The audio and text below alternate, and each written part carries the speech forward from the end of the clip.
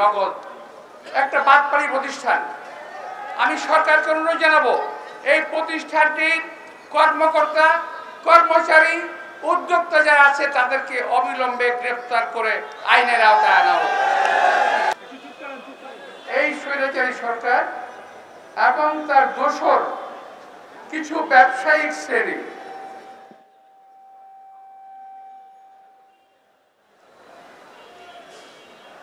ব্যবসায়ী মাত্র কয়েকদিন আগে শেখ হাসিনার সঙ্গে একটা সভায় মিলিত হয় এফডিসিসি এর নেতৃত্বে। এফডিসিসি এর সভাপতি বোধহয় মাহবুব সম্ভবত। এরা এমন ভাবে বক্তব্য শুরু করলেন, আমি পুরো মিটিংটা শুনেছি। তিনি এবং আরেকজন ব্যবসায়ী, অনেক বড় ব্যবসায়ী,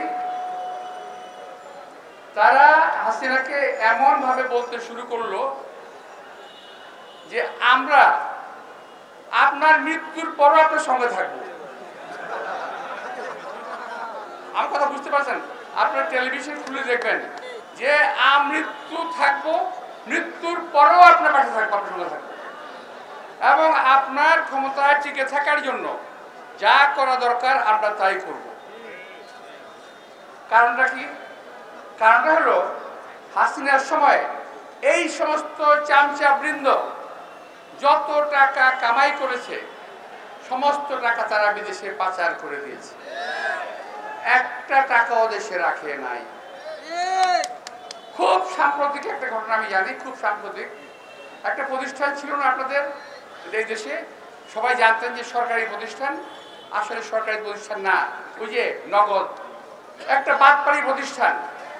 আমি সরকারকে অনুরোধ জানাবো এই প্রতিষ্ঠানটির কর্মকর্তা কর্মচারী উদ্যোক্তা যারা আছে তাদেরকে অবিলম্বে গ্রেফতার করে আইনের আওতায় আনা হোক।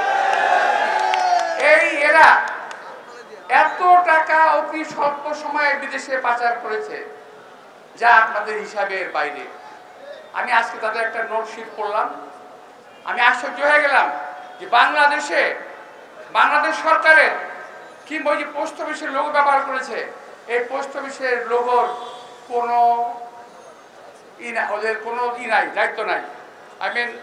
পোস্ট অফিস বলেছে এটা আমাদের লোগো ঠিকই, কিন্তু এদের সঙ্গে আমাদের কোনো সম্পৃক্ততা নাই। তাহলে শেয়ার বাংলাদেশে কোথায় গেল? টাকা সমস্ত বিদেশে পাচার হয়ে গেছে। এটা হলো একটা সিম্পল, আরো অনেক আছে। এইভাবে বহু লোক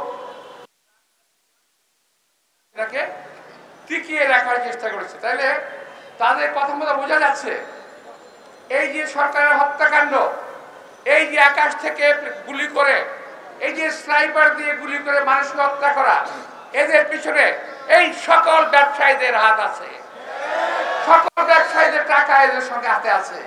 সুতরাং বেছে বেছে দেখে দেখে ওদেরকে ব্যবস্থা করতে হবে।